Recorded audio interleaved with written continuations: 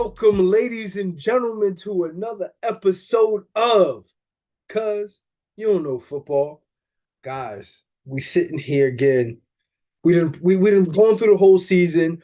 We didn't predicted the playoffs and the championship games and the Super Bowls here. We've been doing this thing all year.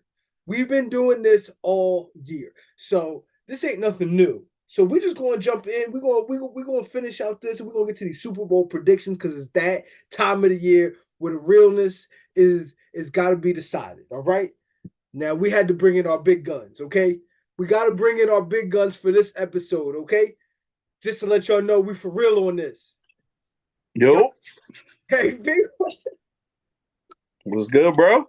Both sides. What's going on, family? You already know.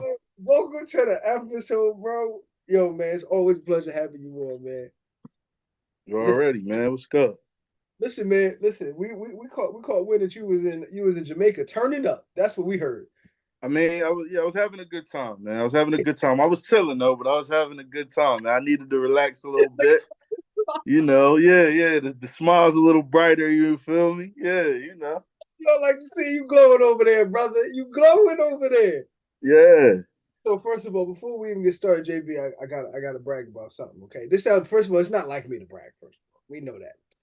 Brag about something real quick. So when we did the way too early playoff predictions, yeah, in August, we picked 3 of the 4 championship games. So we picked one of the AFC Championship game participants, and we picked both of the NFC game participants, and we predicted the Super Bowl in August.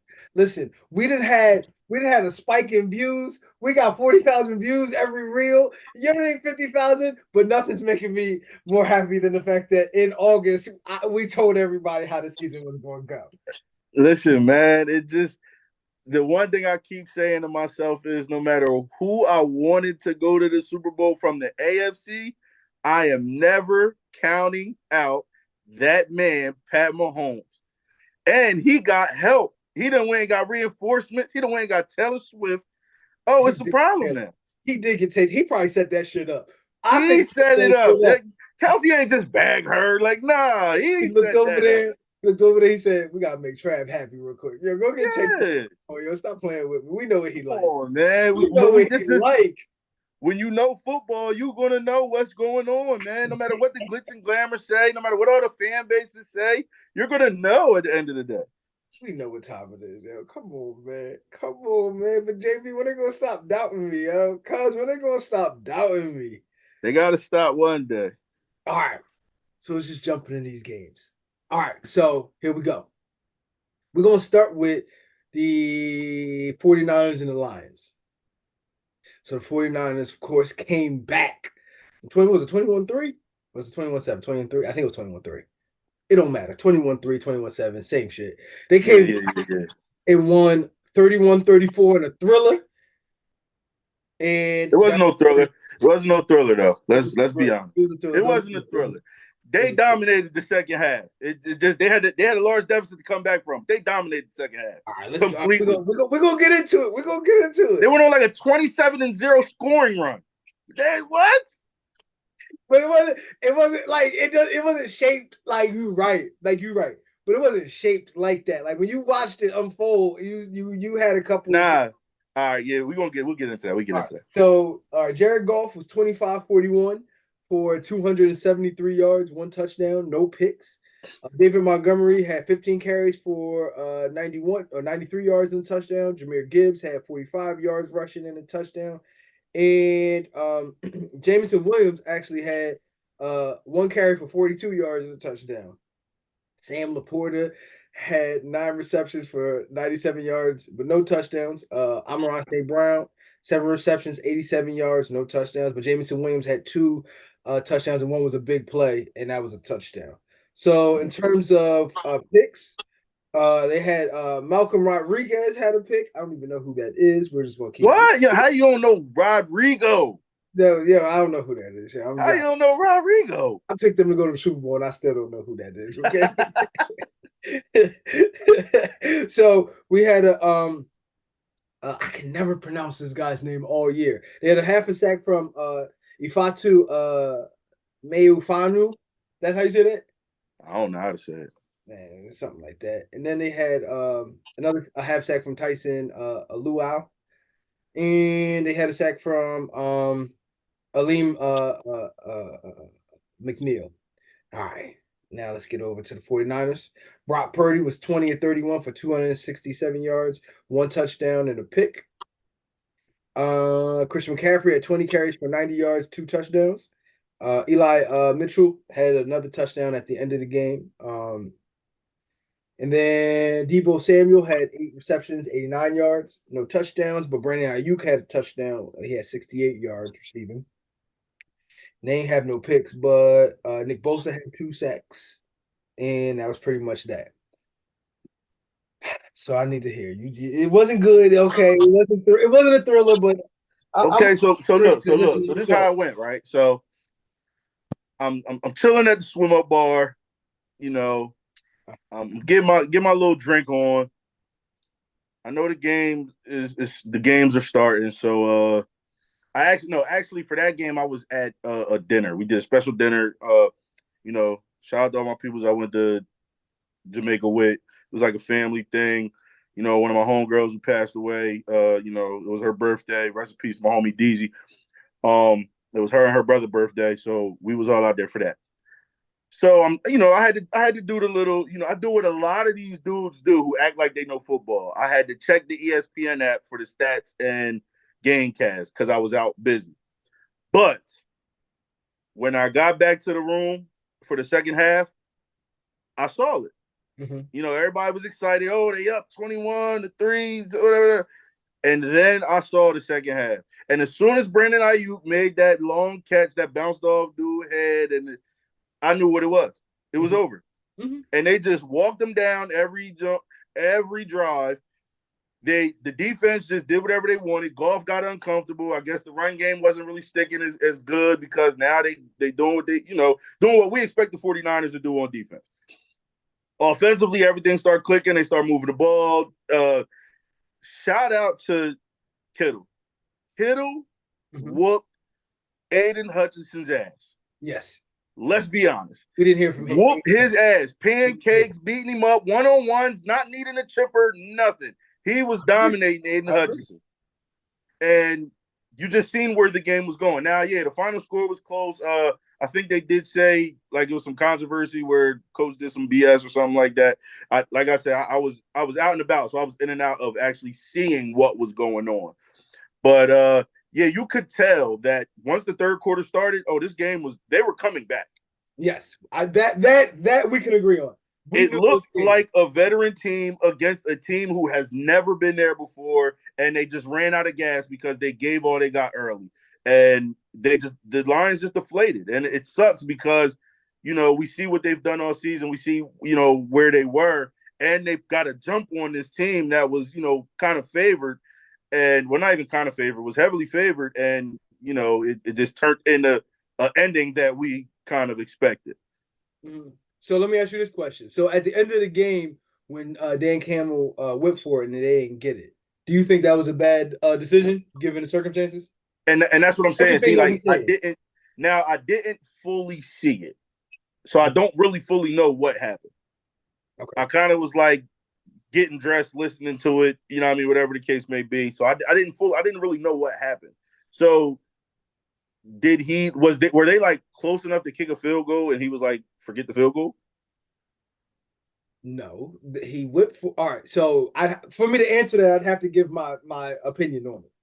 Yeah, so I would like that because I just seen what everybody was talking about, and I'm like, all right, well, I saw the ass whooping up until I kind of like stopped fully watching the game. So I don't know where the mishap happened where the coach could have made a bad call. So yeah, let me hear your side so I could see exactly what happened. So first of all, they came out, they had a game plan, and you gotta keep in mind, like this 49ers roster is up there with the great rosters we've ever seen. Okay. They got four options on their offense Mhm. Teams usually don't have that. Okay, they got 4 options on offense. They got two legitimate pass rushers. Some of the one of the greatest linebacker duos ever. You know what I mean? Mhm. Um, this is crazy. So for me in that situation, they coming back like we had them down big, and they're back and they're mad and they got momentum. I think in situations like that, you gotta do something to say, all right, we gotta shake up this and we gotta do something because we can't stop this now. Now, Mhm. the only problem that I think people are having with it is that Dan Campbell just seemed to do that all year long. You know Mhm. what I mean? In any situation against any team, he was going for it. He's And aggressive. Yeah, he's an aggressive he coach. lived with it. You know what I mean? He lived with it. He died with it. That's what happened. But in that scenario, for me, I'm like, against that roster, against that team on the road, for me, I think you kind of have to say we got to stay on top of this. You know, you got to do something out the norm because now what the norm was, the fact that it was working, now it's no longer. This ain't gonna work no more. We got Mhm. we got to swing. We got to throw a haymaker and hope we connect. So what was the actual scenario? They was down on like the 30, and they were down 3, and he could have kicked the field goal to tie it up. So they were on the opposing team's 30. Yeah, they could have kicked the So it field would goal. have been like a long field goal, like a 55-yard or something like that. And what was it? Fourth and what? I want to say like 3. And the three would have tied it. The 3 would have tied it. How much time left? Well, they went down and scored that next drive. So I want to say it was about like 4 minutes left, like, or it might have been a little bit more, maybe like 6 minutes left.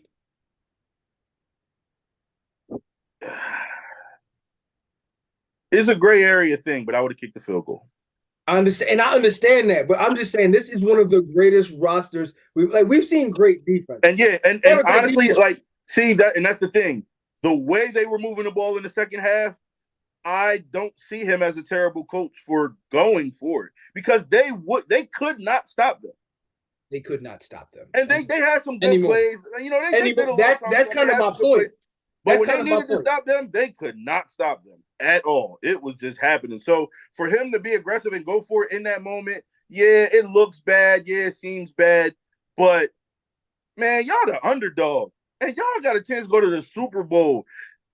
F playing it safe, bro. Like, do what's been working for you all year. So yeah, I'm not knocking coach. I'm not knocking Campbell for that. Fuck all that. Do what you do. Mm-hmm. And he did what he did, and What he I'm died saying. by the He sword. did That's something. fine. It's okay. It happens. You know, nobody really picked y'all to beat them. Right. I didn't pick him to beat. I did pick him to get there, which I got called blasphemous for. Yo, a lot of people Blasphemous, but they thought said what? saying that Detroit was good was I've been hearing slack from that all year because I've really been like rooting for Detroit all year long. I've been catching slack for that all year. People just don't watch it. You know, the show is proof in the pudding. Motherfuckers don't know football. Thank you, man. I appreciate that. Like motherfuckers just don't know football, and that's really what it boiled down to me. Like they weren't supposed to win that game, so like to just roll the dice and say "F it," I'm gonna go for it.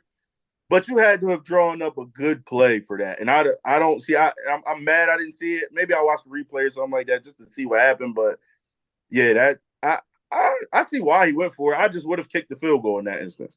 So and so I do have one take, but you're gonna have to let me explain it real quick. But It's funny, it's ironic because it's the 49ers, but this was us seeing what people said about Joe Montana. Please explain that. So a lot of times we weren't alive. I mean, we were alive when Joe Montana was playing, but like when he was doing all that with the 49ers and like the last minute drives and all of that, a lot of them times he was the reason he was throwing the picks that got them in that situation to begin with. And it kind of got swept under the rug because he pulled them out at the end. You know what I mean? And that's great. Brock Purdy was the reason why this wasn't working out very well. You know what I mean? And got it together after a period of time, you know what I mean? And that started steamrolling. But like, I'm not mad at Brock Purdy. I'm not mad at Brock Purdy, but I just want it to be seen that the reason they got in the situation where they went 25 straight points and won by 3 It was him also. Okay. Mm-hmm. Yeah, I mean, in hindsight, nobody's ever going to look at those situations like that. I mean, we've seen it with everybody. We've seen Tom Brady do that. Like you said, you've seen Joe Montana. We've seen so many quarterbacks put the team in the situation they had to dig themselves out of. But because they dug themselves out of it and they won the game for some way, a lot of times people would say, like, yeah, Tom Brady's kicker got him a couple of those Super Bowls. I don't necessarily fully agree with that, but yes, it was a couple of those times where Tom threw the pick or fumbled or got the 3-and-out that the defense had to come back and get a pick, and so. But that's football. Mm-hmm. So like that's why I always call this the ultimate team sport. That's why I never give one player anything. Right. You can't do that in football. I think the only time I've ever said the one player was the dominant factor in a Super Bowl game or big like something like that was when Drew Brees won the Super Bowl.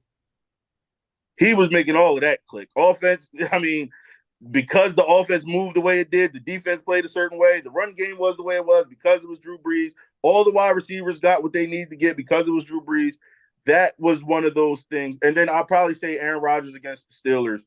That was another time where I said he made the world go round for that. But all the other times in Super Bowl history and all of it, like, bro, it's never the one guy. I just want to say hurts when you bring up the fact that my Colts lose. I just want to throw that out there. I'm, Yeah. it just, Nah, but you said it. We here, and it's all good. You feel me? and It's guess all what? good. And Peyton Manning has gotten a lot of slack from that. He's gonna come back up in this episode, and you Cool, gonna cool. come back up in this I episode. like it. I love talking about Peyton Manning because he ended his career very well.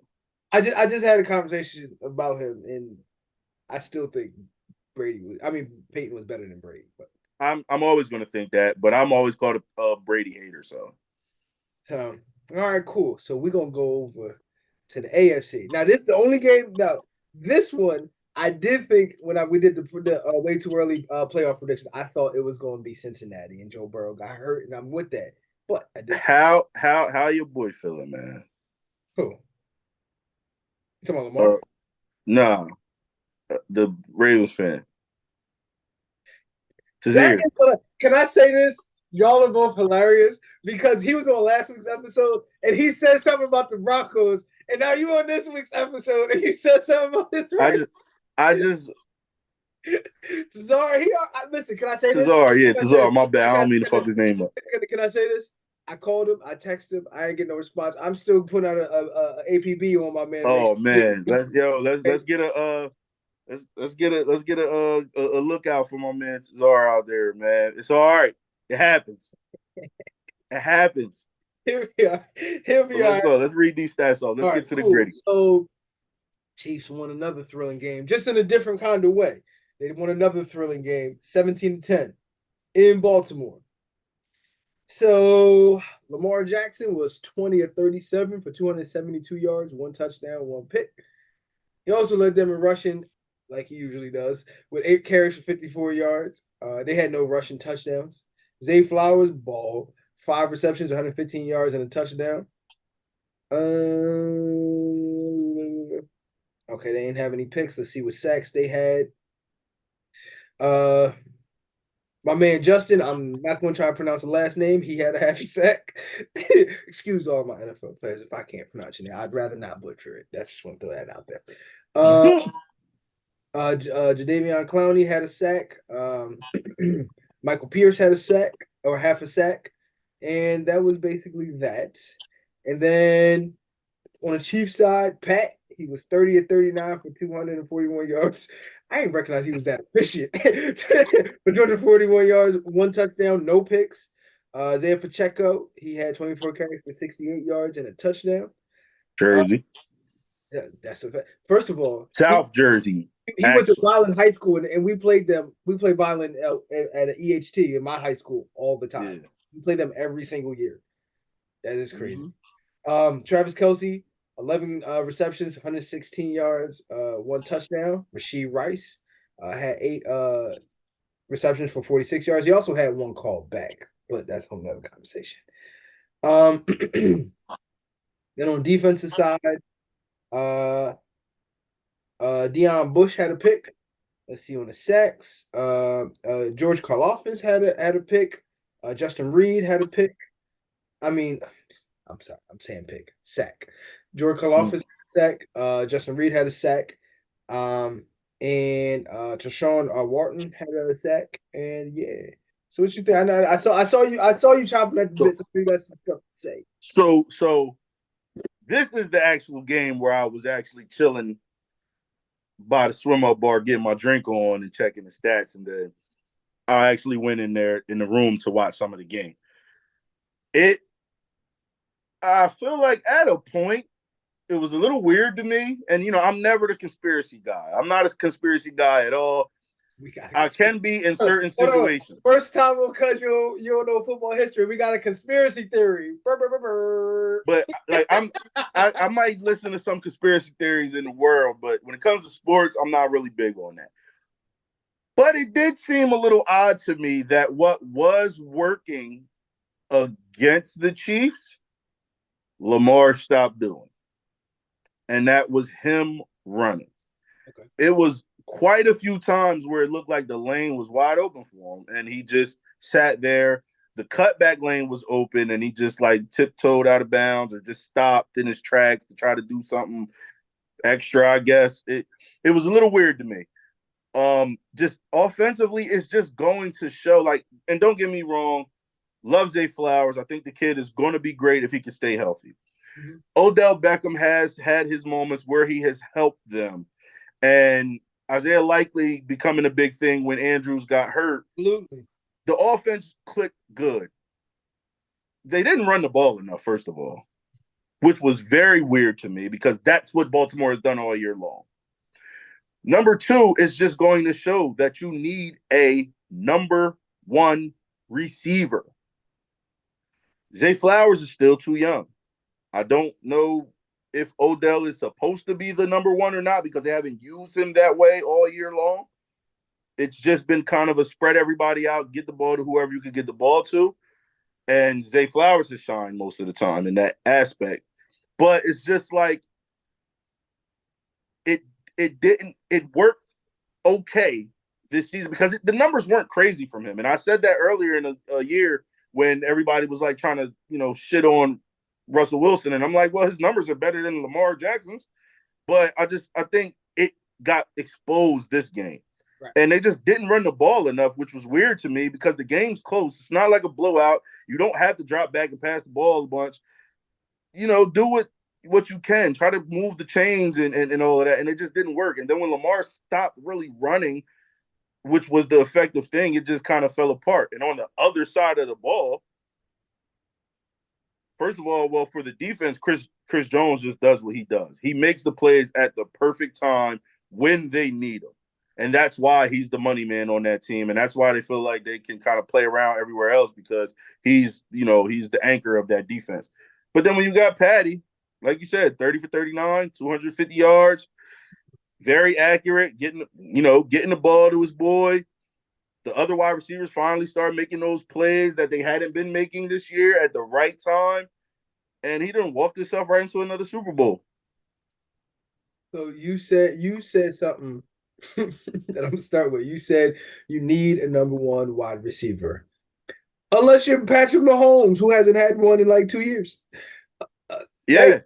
But that's what I'm saying. When I mean Lamar needs one. Well, we have already. So in my thoughts before Patrick Mahomes, I thought you absolutely positively needed a number one wide receiver. Yeah, Pat Mahomes does not need a number one wide receiver. Who is he? What is he made of? But yeah, like so Pat had control of this game, and I never felt like. I felt like there was a point where potentially the Ravens could figure it out, like and they might have even won the game, but I don't think I looked at that and said, Patrick Mahomes doesn't have control of this game still. You know what I mean? That's what it is. So I'm gonna say something and I'm gonna clean it up later. In terms of Lamar, you remember when we talked in the summer about we had a conversation, a little debate about paying Lamar and stuff like that. like I said, I'm on the side. Lamar gets paid. That's what it is. But for some strange reason, if you look at Lamar's numbers against the AFC as opposed to the NFC, there's a drastic difference, and he plays more AFC teams. Whatever, like Lamar is the kind of guy you saw him in a regular season. He flashed his dominance. He's going to be the MVP of the league. He flashes dominance, and somehow when like whatever that ceiling is, however high it is, at certain times it can be figured out to be found. You know what I mean? That ceiling can be Mhm. found, and however great he is, that's what it is. So it's not anytime that I'm ever like slow on something, there is a reason behind it. And the only other time that I thought this year, I was like, oh, that would be the reason. That's what I kind of was talking about. It's this game where it's like, yo, on some real shit, like I kind of need you to be get it. Like, you know what I'm saying? Like, you're not like Brady or Joe Montana. Like, at the end of the game, it's just I don't know why they can always do it, but they can just figure it out and just get it done. Mm-hmm. I need Lamar to turn into that. So that right there, and then like for instance, sometimes he'll play down to like Gardner Minshew playing better than him. And it's like, how did that happen? And I just need you to figure this out. And those two things are kind of like whatever the ceiling is for Lamar. That's what I see with him, and I want not to see it, but I do see it. Mm-hmm. Now, I think he's just such an instinctive player Mm-hmm. that that's what he does, and I think sometimes with that you could get in your own head when it's not really a game plan thing.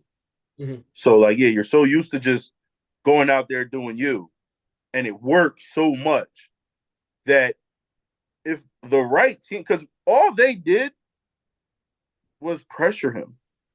Mm-hmm. They don't have these amazing defensive backs that are just super lockup, but I will say their DBs match up very well to a team like the Ravens. Because they got big DBs, big corners, fast corners. You get your hand on these smaller receivers because they don't really have, I mean, Rashad Bateman's kind of big, but they don't really have huge receivers or anything like that. And they always, Lamar's always looking for his tight ends. So they just had, That's what pretty much what you were saying about Lamar, like why he stopped running.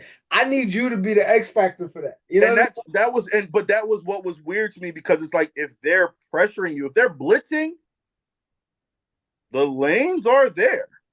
I mean? Uh-huh. Just go. Mhm. And granted, they just, some of it was them playing well on defense. The pass rushes were getting there. Chris Jones was raining havoc in the middle. They send a nickel here, send a safety here. It was a good defensive game plan too. Tip my hat off to the Kansas City Chiefs coaching staff because they always figure it out. When you need that defense to play well, they will. Sometimes they might give up 30 points, but when you need them to play well, they turn the switch on, they figure things out, they get the job done. I just yeah, it was just weird to see Lamar, like he just started getting uncomfortable, it almost seemed like. And with that, now you got to go look at the other side, and Pat Mahomes looked very comfortable. Though I must say, shout out to was it Kyle Hamilton? Hamilton, the Yeah, safety. safety, yeah, for the Ravens. He is a dog. Oh, he's a beast. He was everywhere on that field, all 4 quarters of that game. Been that way all season. Like, hold on. Every time he's matched up with a tight end, Travis Kelce caught a touchdown. That's the first one on him all year long. Yes, he was dominant, and it was in a time where I think after a while the front seven of the Baltimore Ravens started getting frustrated because the front line and even Travis Kelce was getting in there. They were kind of sticking it to that front seven, which has been dominant all year. You see Patrick Queen and Roquan Smith going back and forth with Travis Kelce a lot. He was feeling himself. It was hard for them to cover him. Then when it was time to block, they was letting Kelce get away with a lot of bull. But it is what it is. It happens. But they took the intensity to them, and that was part of it too. Like they came in this game like, oh, y'all think we the underdogs? Oh, y'all think it's going to be this way? Watch what we do to y'all, and they showed it. And talk trash after. They've been talking shit and everything. Like, oh yeah, Absolutely. I'm seeing it on Instagram. Yeah, look at this. He mad. He sad. He's soft. It's real. Yeah. So now I'm gonna clean up what I said before about Lamar Jackson and his limiting. I want to make a comparison. Mhm. I'm gonna compare Lamar right now to a point in time in Peyton Manning's career. Remember, I said he was gonna come back up. Yeah.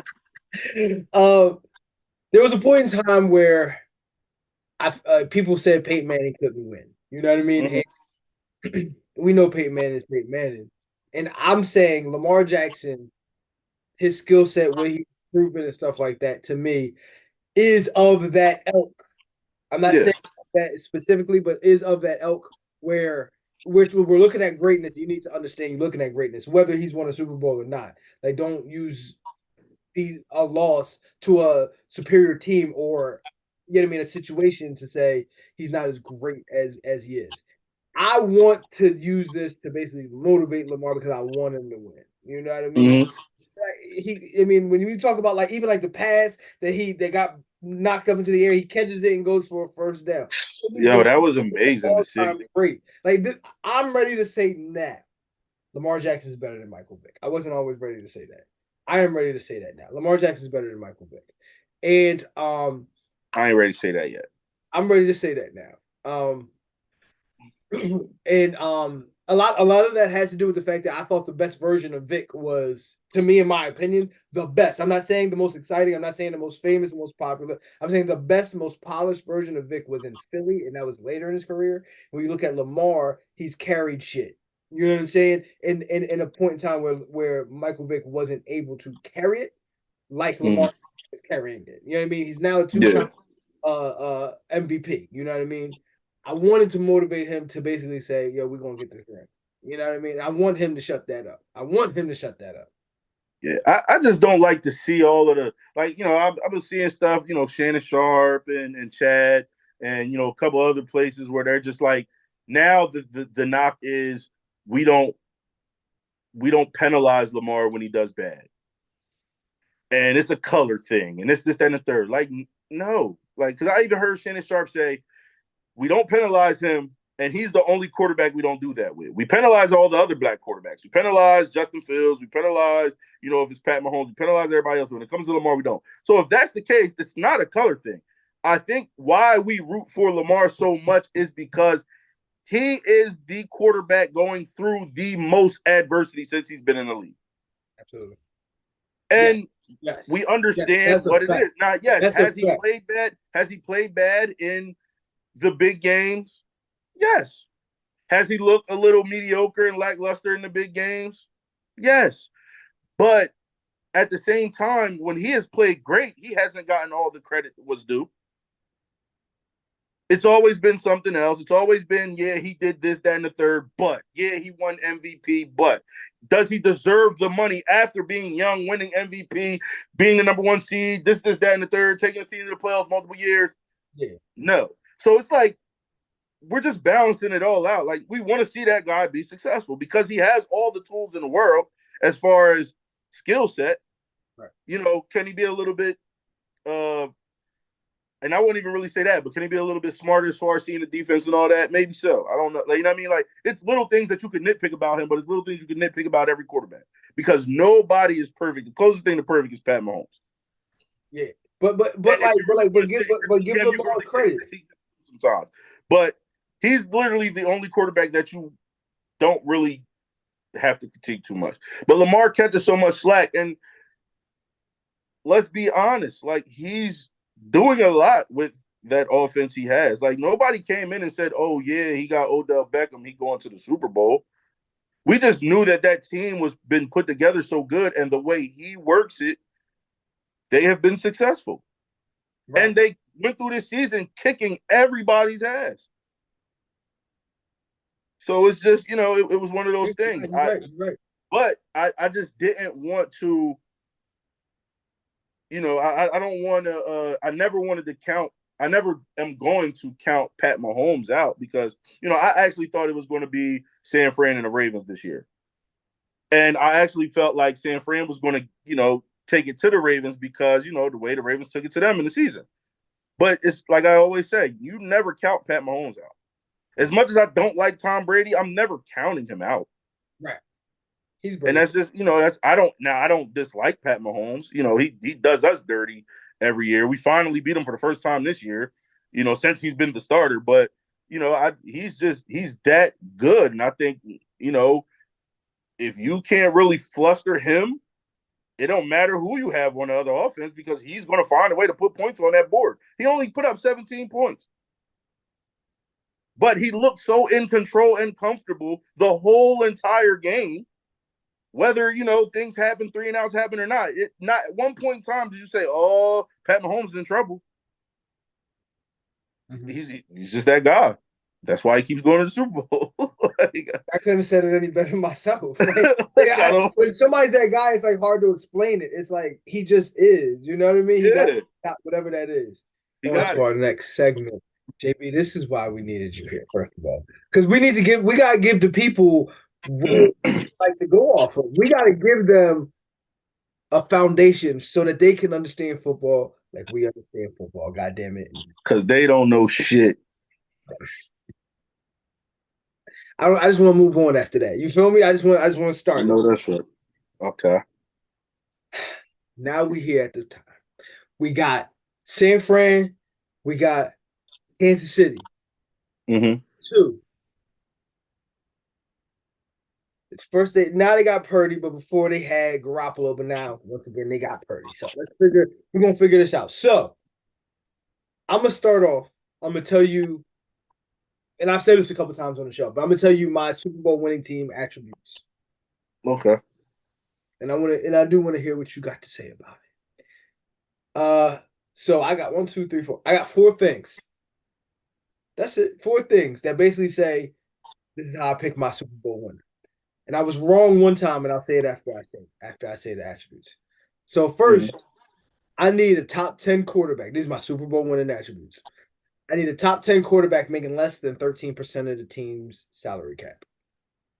Oh, you went deep. Okay. First of all, you don't get that everywhere. Okay, I'm just going. JB, I try not to do it to him too much. You know what I'm saying? But okay, you went deep. Okay. Top 10 quarterback making less than 13% of the team's salary cap. Not, and I repeat, not having a top 5 wide receiver in the NFL. Okay. Having a top 10 pass rush.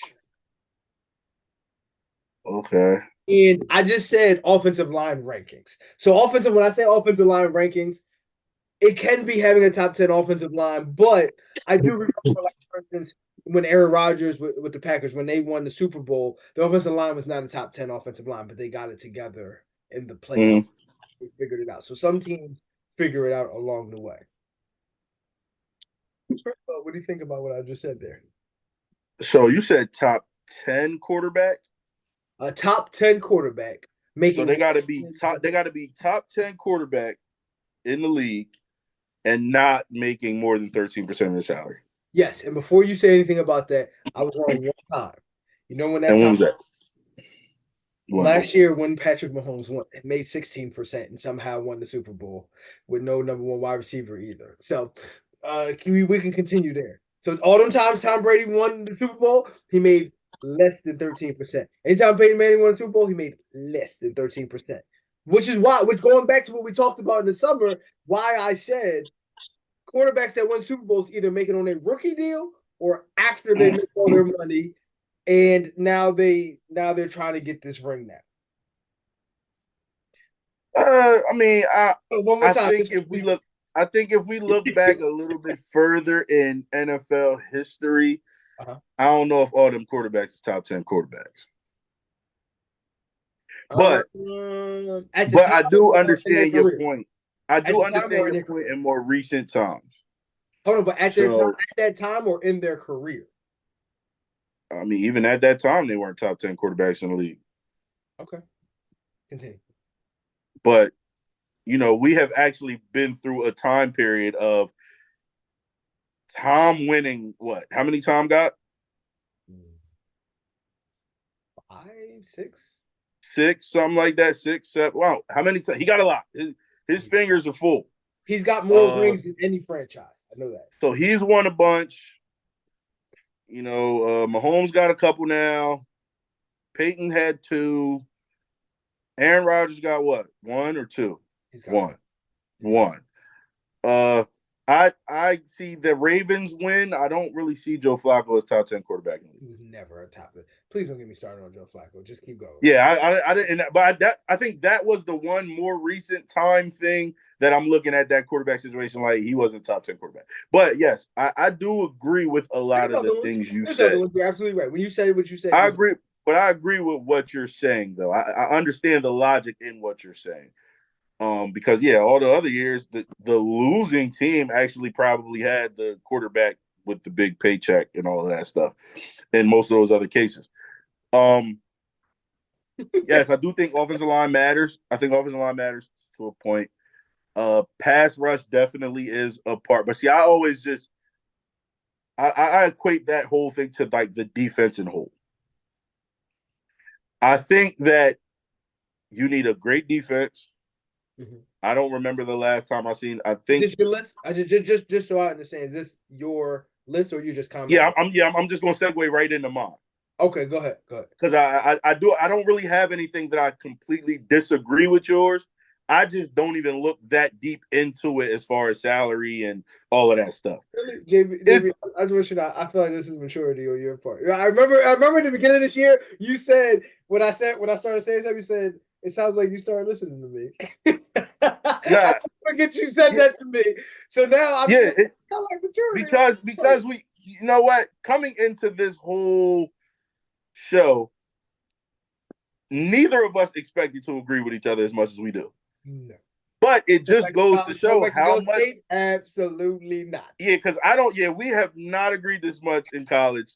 We did not, nowhere near. We have literally argued to where if people didn't know us would think we was about to fight in college over football. So it's just going to show that, which I do believe that a lot of these points have still been my point, and you have kind of changed your thought process, which is kind of like believing me. But yeah, I can't really say I disagree with the things you say. I just think that the formula is a lot more simple. I think you need a great defense, however you get it done, whether you force turnovers, whether you just get to the quarterback, a lot of sacks, whatever. You just need a real good defense. You need a great running game, and you need to limit your turnovers. Those are the three things. You don't have to have a superstar quarterback, but you can have a bum quarterback as long as he's not forcing a lot of turnovers. We've seen that in history. Roster, if he's on a great roster. He doesn't have to be on a great roster. The Baltimore Ravens, before the Joe Flacco Super Bowl, won with Trent Dilfer, who was terrible. That deep offense only scored like 13 points a game. Yeah, but they had Jamal Lewis and maybe the greatest. They had Jamal Lewis, cool, but they had an amazing defense that told the offense all you have to do is score 14. It wasn't 14. It might have been 10. Maybe it was 10, but it was a very small amount of points for the whole season that they would tell him they had to score. I give you 14. So I just think if your defense is playing lights out, that's part of it. A good running game, which that Baltimore Ravens team definitely had. You have to have a good running game. I'm not saying a highest paid running back in the league. You have to. The New England Patriots, all those times they won, it wasn't Tom throwing for 350 yards. Their defense forced turnovers, and they had 3 or 4 running backs getting in there, and they were running the ball. When y'all won the Super Bowl, it wasn't Peyton Manning going crazy. It was what Dominic Rhodes had like 115 rushing yards. And Joseph Addai. Yeah, and then the defense was, as much as I used to criticize Bob Sanders, the defense was playing great. When we finally won the Super Bowl, remember our offensive year. Bob Sanders. We'll get into that another day. When we were supposed to win the Super Bowl against the Seahawks, we lost to a team that had a great running back. Russ didn't make any turnovers, and a great defense. Mm-hmm. When we won the next year and whooped Cam Newton's ass, great defense, running the football, and Peyton Manning just came off injury, so all he had to do was game manage. That's what you need in the Super Bowl. You don't need all the extra antics and stuff like that. Even, we've seen Pat Mahomes in the Super Bowl not have to play like Pat Mahomes, and he won and he lost. Tom Brady has been there, hasn't had to do as much, and he's won and he's lost, whatever. But I think those are the 3 things you need. Don't force turnovers, great running system, great defense. You can get there. So I think there's been all right. I think there's been number one or number two ranked defenses that did not go to the Super Bowl, that lost beforehand or didn't win it. So like when you say Yeah, great, and you I'm say not going by. Yeah, I'm not going by ranking. I'm oh, just going by like if we go down the line of the defenses that won the Super Bowl and the way they played. Like it's not just what they're ranking okay, going that's into the valid. Super Bowl. That's valid. That's valid. It's just about how they played in the Super Bowl game. Because like, yeah, recent Kansas City Chiefs defense isn't a top defense in the league. But every time they have been, they have played lights out. Mm-hmm. Even when they have lost, they have played lights out. Hold on. Even when Pat lost that one, I put on here for me offensive line rankings. He had both of his offensive line, three of his five offensive linemen didn't even play in the game. Didn't play. And I'm like, that's a tall task. You know what I mean? For anybody to just say, I'm still going to win the game. Because he lost twice, right? Huh? He lost twice, right? No, he lost once. See, all right. So Pat has been to the AFC Championship. Who did? Oh no. All right. Who did the? What Super Bowl was it when the score was like 15-9? Recently, it was like a couple years ago. It was like 15-9, and it was like the. All right, you're talking about New England playing the Rams, and that that's was what. Okay, that's what I was. All right, yeah, that's what I was thinking about. Never mind. You're right. Yeah, Pat lost to Tampa Bay. Yes, that was it. And let's be honest, he didn't play that good. But I keep telling people all the time that Super Bowl, they were not going to let Tom Brady walk out of there with a loss. There was a lot of BS that went on that game. Right. But that defense played lights out. And, you know, Tom did his thing. Tom definitely did his thing that game too. But they were able to run the ball and move the ball and stuff like that. But, yeah, I just think those are the three things that you need. And which, I mean, if we're going to just jump right into predictions. But hold on, I got a little segue. Okay. I gotta get my segue game up. You feel me? I'm sorry. Yeah. I'm getting that's what I was definitely about to segue right into my pick and the reason why and all that, but I got you. I'm getting better. I'm improving on my skills and my skills as a host. You feel me? It's all good. It's all good. Yeah, I like it. You feel me? So going into it, when we look at both our rankings, which yours I actually I think is good. I think it's great actually. There's a point for both of these teams in what we said that basically defined them as a Super Bowl champion. So the question is, which one of them is about to lose? Which one of them is about to win? So explain based off of your Super Bowl attributes, Super Bowl winning team attributes, who do you got in this game? So because of the way I look at the Super Bowl, I have the 49ers winning. Mm-hmm. I say it because they have a great run game. And we know the world loves Christian McCaffrey. And mm-hmm. he can do no wrong in anybody's eyes at this point. Most people's. I'm not one. I mean, he's great, but at this moment, he can do no wrong in people's eyes, in anybody's eyes. Really. Let's be honest. I mean, whether we think he is as great as people say or not, it just is what it is. Their defense, even though the back end is a little shaky, their pass rush and stuff is they can force turnovers, they can get the pressure on you, they can do a lot of things. I think Brock Purdy is a guy that doesn't force a lot of turnovers. He can play big, but he does manage the game very, very well. I think, and those are the three formulas that I have to win the Super Bowl. The only thing that scares me, which that's not really scary because I don't care which one of these teams win. I'm just going to go have fun at the Super Bowl party and watch some good football, hopefully. But the only thing that scares me is the one factor that is always an anomaly every time we talk about football. Pat Mahomes. Pat Mahomes can defy any odds. So I am throwing my theory out the window because it's Pat Mahomes and he can win. And it's not going to be, my theory is proven wrong. No, it's because it is Pat Mahomes.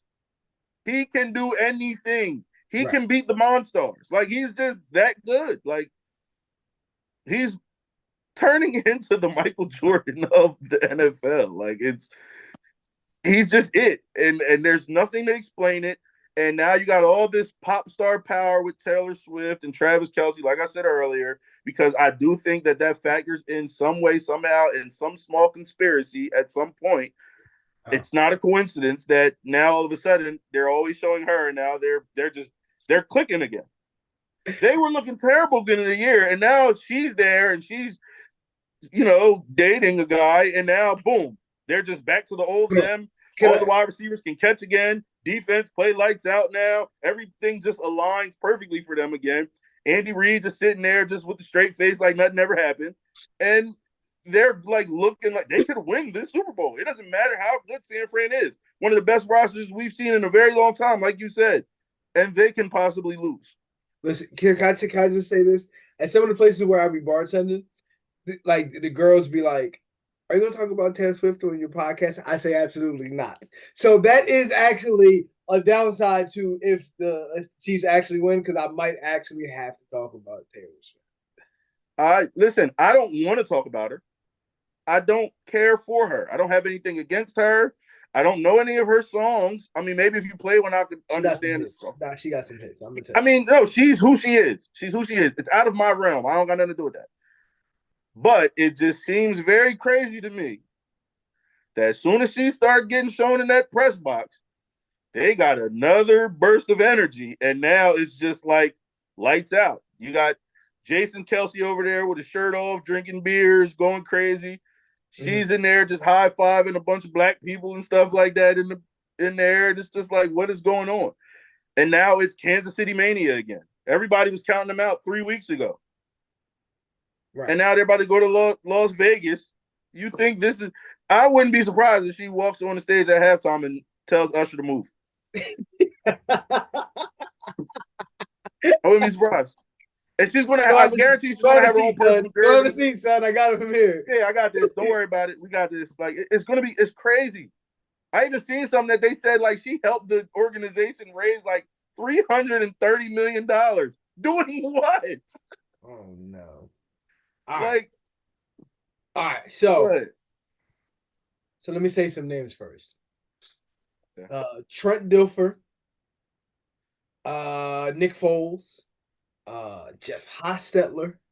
What was my man's name that was on the 2003 Tampa Bay Bucks winning roster? What was their quarterback's name?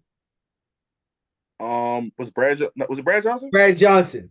Yeah. Brad Johnson. I think Brock Purdy fits that mold because of those teams. When you look at the surrounding team, these are all-time great rosters. And they were able to do things that uplifted the deficiencies that was their quarterback position. And that's exactly how I feel about this. With that said, I'm going with the Kansas City Chiefs. It's because Patrick Mahomes is doing things that we can't explain. We thought with Tom Brady, things were happening that we can't explain, but I can explain that. In retrospect, we can explain that over a couple different things.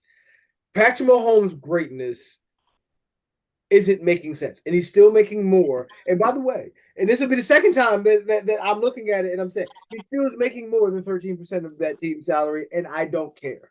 It's going against my own rules to pick him, and see what he does. I still think Patrick Mahomes is going to win the Super Bowl, and like he's. I don't think the world is really taking in what we're seeing. We've never seen this with Patrick Mahomes.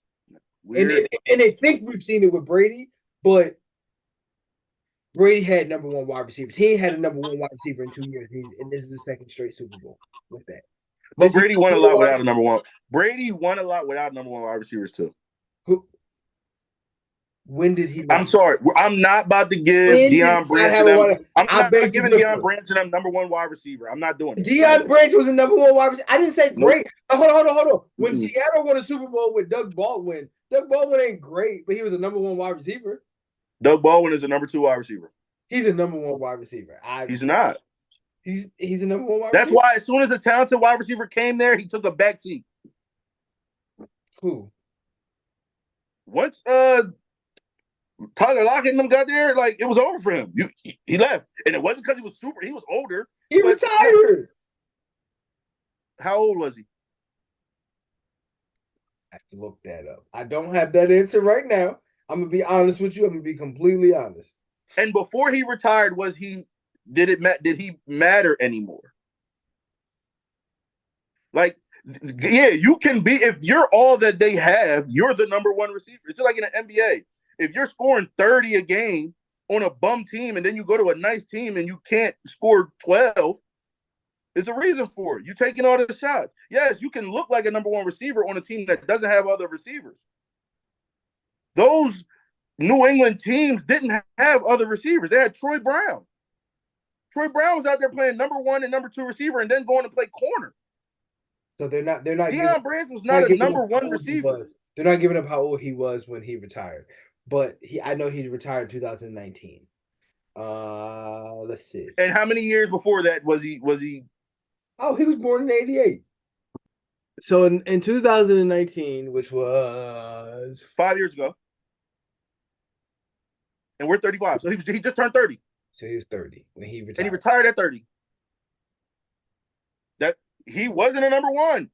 Don't get me wrong. He balled out. He played great. He was a good wide receiver. But we say it all the time. Every wide receiver, like it's a lot of wide receivers that are good. They're just not ones.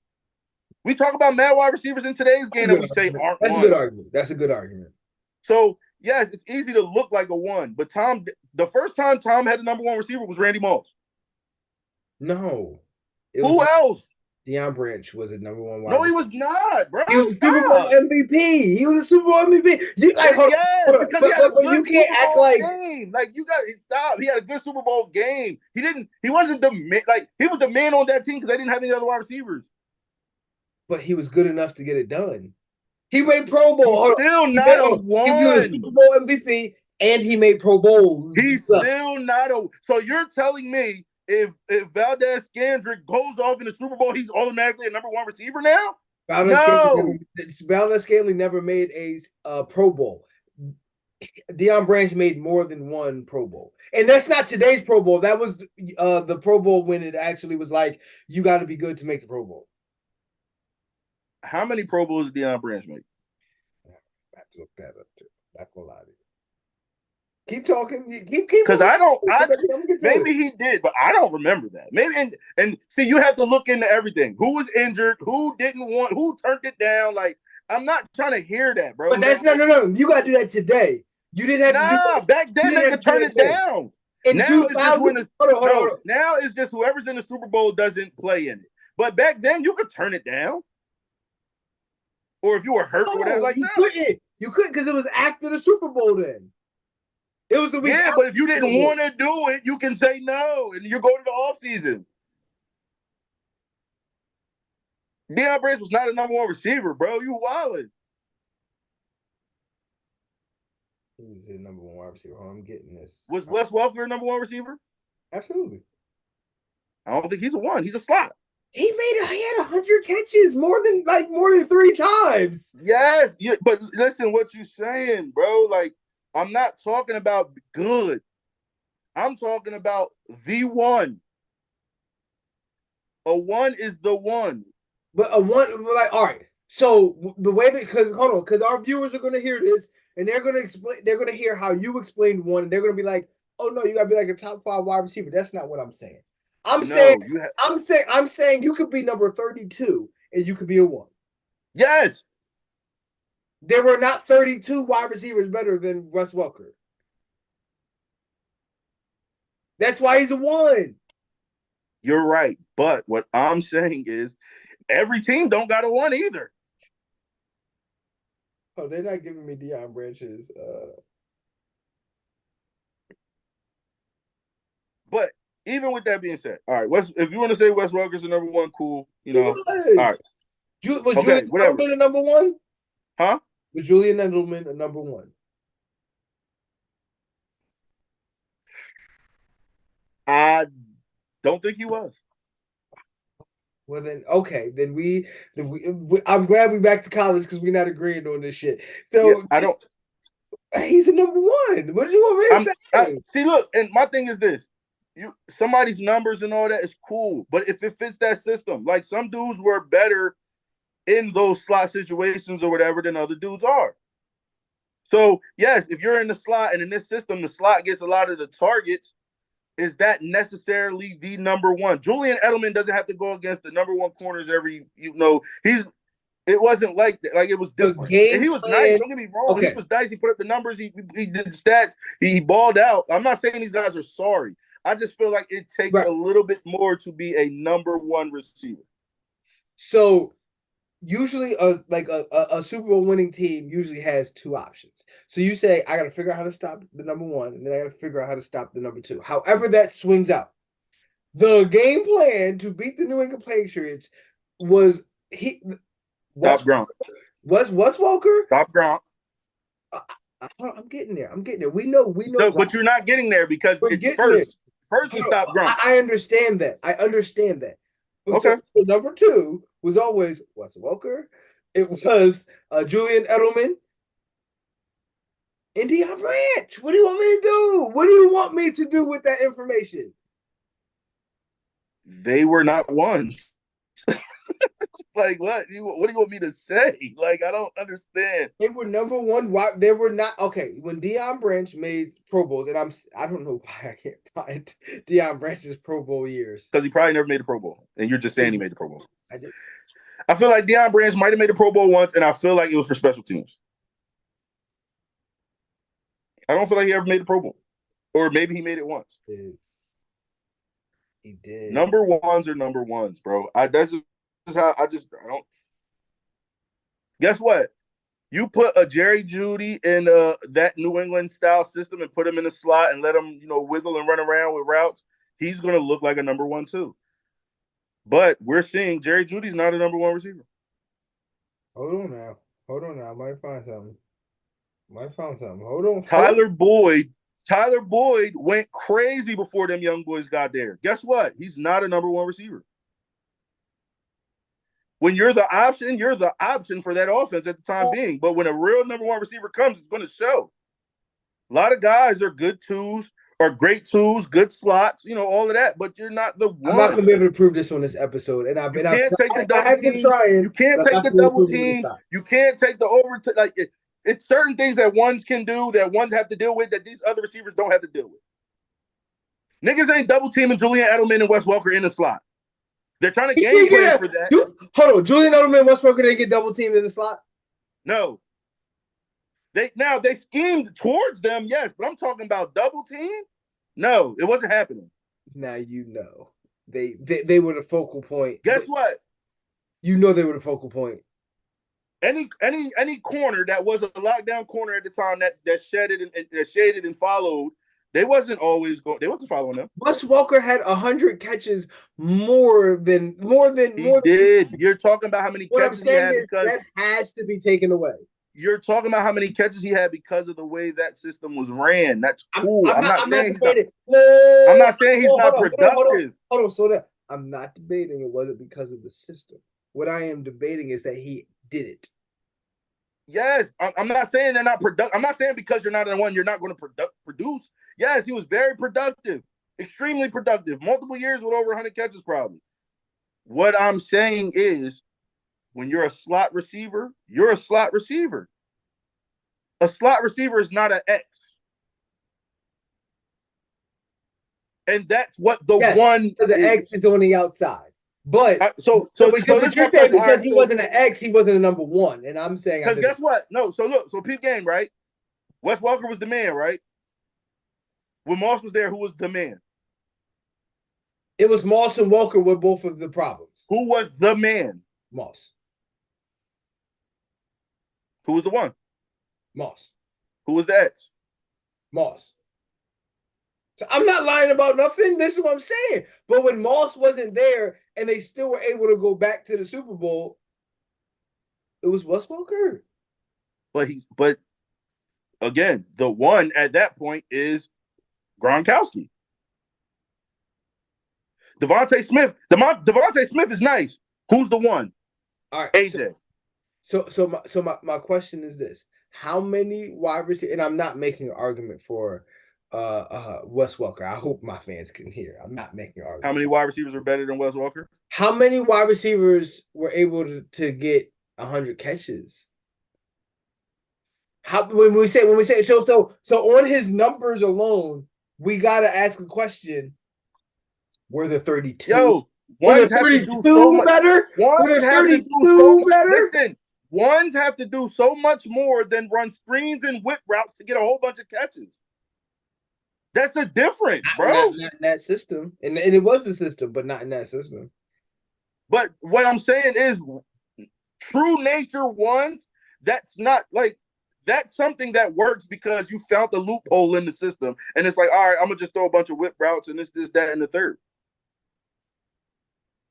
That's all they do. It's just like when we talk about Tom Brady. Guess what Tom Brady will always do? Everybody always say this, that, and the third. Tom won the game. And what would we always say? Tom is throwing to a wide open man every time. And then usually the way the play is designed, they have space to move. So Tom can throw a couple of slants and a couple of screens that go a long way. He's throwing to the wide open man. Peyton Manning is throwing the man open. If he's able to get open, then he got open. Y'all can't hold that against him that he got open. No, yeah, you're right. But if the play is designed for everybody to do all this other stuff and just do this little whip round and just get him the ball real quick, like you're like a check down. But if I can do that over 100 times and you know it's coming and you still can't stop it, I mean, you don't know it's coming because yes, he's a great route runner and he's doing a bunch of different little intermediate routes. But that's what happened. That's why. So this is the difference. So he's had over 100 catches and stuff like that, right? What's your name won the Triple Crown? Kupp. You know why Kupp wins the Triple Crown? Because Kupp is a number one.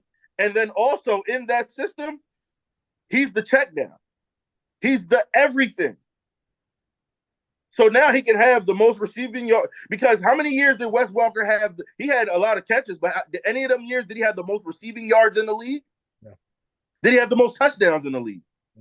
No, it's just a whole bunch of dump routes to him because that's how the offense continues to move the ball because that's how they work. They run the ball, running backs cross screens, throw it to Welker, and then when all of that, you go to your guy. So the only thing that I'm saying, because I want to conclude this because I just want to get to something else. Yeah. The only thing that I'm saying this is actually going longer than we thought. Yeah, we did. It absolutely did. The only thing that I'm saying is, does all of this mean there were 32 wide receivers better than him at that time? No, but I'm pretty sure he was a number one. If that answers no, then he was a number one. No, that's not true because every team in the NFL doesn't have a true number one. Some teams you have to find your number one. Some teams get a bunch of receivers they think is nice, this, that, and the third. Just because the Raiders drafted Darius Hayward-Bay to be their star receiver doesn't mean he's the number one receiver. DHB, so that's what I'm saying. Like everybody's not a number one receiver. If you even look now, if you look at the top 20 receivers in the NFL right now, I guarantee you I could point out probably like 3 to 5 that probably aren't number one true receivers. If that's the argument, I don't have an argument against that. If that's the argument, I don't have an argument against that. If that's the argument, my argument is that if you have 32 guys have a number one wide receiver, that guy has to be a number one wide receiver. Except and that's my thing. If you're Patrick Mahomes, then you don't need a number one wide receiver. Because for example, who's their number one receiver? But that's Patrick Mahomes. It's different. But I'm saying that roster, who's their number one receiver right now? Who on that wide receiver core is a number one receiver? Nobody. They don't have one. Baltimore Ravens. Odell's old now. Who on that roster is a number one receiver? I think Zay Flowers is a number one wide receiver. Not yet. Not yet. I think Zay Flowers will be the most effective when he has a counterpart that can aid that. I think it's a lot like Devontae Smith. I think Devontae Smith is amazing. I don't really see him as a one. He can play as the guy, but I see him as his full potential is a number two receiver with a counterpart that can help. Listen, when this season's over, I can see when I bring you back on a conversation we're gonna have. We have to get into this. I'm marking this down because I see a conversation we're gonna have. So But first, yeah, before I conclude this episode, have you been working on? Because I told because you don't know football fans, JB might be coming out with a track for us. You see what I'm saying? yeah, I'm in the works of trying to see how quick I can get it done. So it's not like one of those things that's like lingering on for too long and then it's like the next season starts and I'm like, just put the song out type thing. So I'm definitely trying to figure out exactly how quick I could do it before I give the full nod, but I'm probably gonna get it done. Because I told them, they said, "You sure you can, JB, like that?" I said, "Nah, chill. You don't know my man like that. Trust me." Oh, they're questioning if I can actually do it. Like talented enough. I don't have a question. I know. I mean, you saw me rap for 45 minutes to an hour straight. So I listen. I don't have the question. Okay, brother. I just, but I yeah, don't have I'm the question. definitely the season wrap up is in early stages of the works. Okay, that's all we got to know. So before we wrap it up, first of all, bro, I want to give you flowers, and I want to just say, first of all, let me just say how I know I am. My mom, every time she sees you on here, she always says, "Oh, look how talented that JB is," and Shout out to moms, man. I'm Much like, love, Mom, man. I'm the flowers in your eyes. Okay, I'm the star. Okay, Mom, you JB is It's a so chemistry talented. thing. It's a JB chemistry thing. JB is very talented. But you're supposed to love me. Okay, you tell me how great, Mama. But not for nothing, man. We definitely see how much you post us on your page and shout us out, man. And I just want you to know from the bottom of my heart, man, I really appreciate having you on here and I appreciate what you do. And I don't want that to go underserved. And I want you to know Oh from yeah, no. my mouth to your Nah, ear. much man, listen, much love. I appreciate you from day one for calling me to be on this. Shout out to every single person that has been a part of this. I really can't wait for it to get to the point to where everybody that's a part of this can really build and really get to know each other and pick each other's brains and stuff like that. Because we get on here and we don't really know each other's names and because everybody knows you. You know what I mean? So, Yeah, but because it's from different walks shout of out life. to Because it's from yeah, different walks of life. You know exactly. what I So like shout out to every single person that has been on here that keeps coming on here that putting their input in. It's a lot of great football minds working on this. Yeah, I appreciate you, bro. We rock how we rock. So man, I I always tell appreciate you you. anytime I'm I appreciate you, man, more than anything. Like I said, this platform, how it transitioned into and how it grew, the first person that came to mind when I was like, when I figured out that's how I can grow this platform, JB was the first person that came to mind. I said, that's who I grow this platform through. So I always appreciate you and I want you to know that. dang. But with that said, once again, followers, fans, you can catch us full episodes, Spotify, YouTube. Our real game is going crazy on Instagram, Facebook, TikTok. We all over the place. JB, man, you know so much, man. We humbled by your football knowledge. But with that said, Appreciate cause you don't know football, I appreciate you as it. always, man. I salute you, man, and all your endeavors. Already. I can't wait. I'm happy to be a part of it, and I can't wait to see your success because I know it's inevitable. Appreciate it, man. All right, we're gonna wrap this up, man. We'll see you soon.